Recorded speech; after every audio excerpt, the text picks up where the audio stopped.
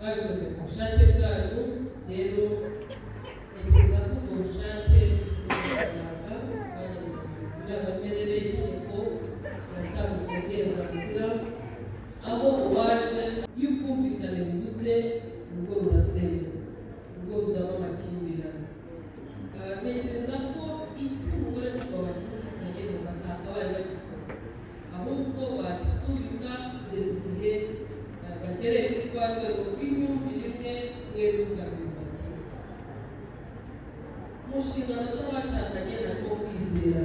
Icyizere ni ngombwa, icyizere kivuze urugo rurasenya.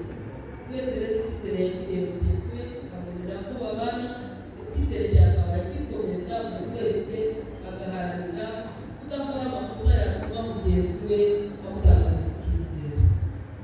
Mu nshingano z'abashakanye harimo kubwizanya ukuri, kuko kubakiye ku kinyoma rurasenya.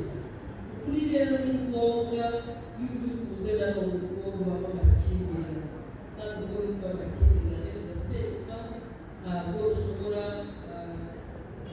yarimo kuganira no kujya inama.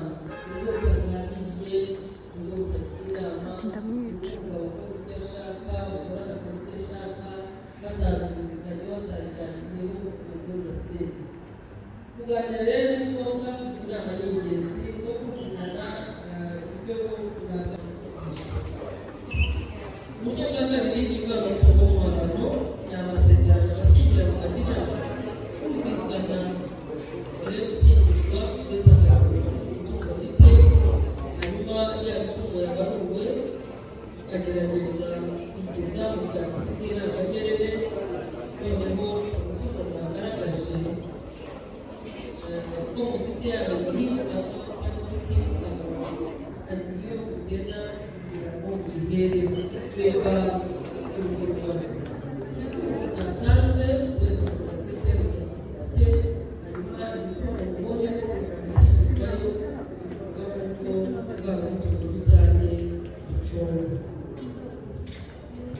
Uburyo bwa gatatu ni urwego rusesuye.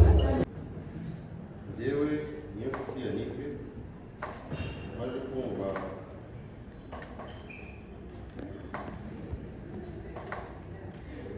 baje kumva icyo amategeko ategeka abashyingiranywe.